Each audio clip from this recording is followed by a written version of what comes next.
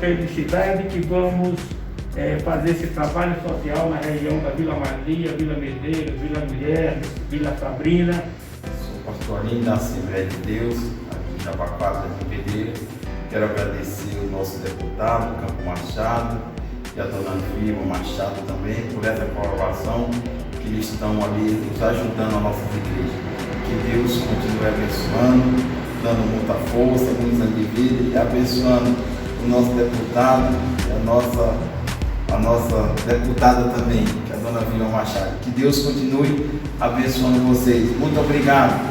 Pode contar com a igreja de Pedreira, sempre que precisar, vamos estar ali para ajudar. Deus abençoe, deputado. Muito obrigado, dona Vilma.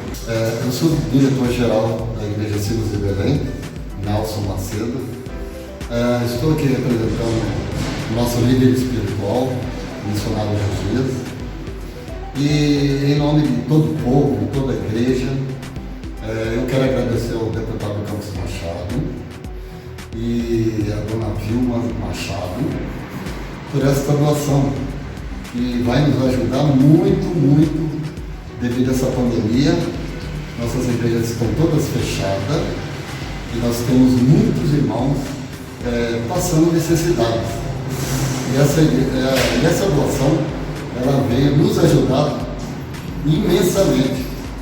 Então eu quero agradecer muito ao deputado Campos Machado, muito obrigado pela doação das cestas básicas. Prazer, eu sou o Felipe, esse é o Edson, a gente representa a Casa de Repouso Brilho Celeste e viemos aqui para agradecer ao deputado Campos Machado e a Vilma Machado pela doação de cestas básicas que irá atender os mais necessitados, os nossos velhinhos, né?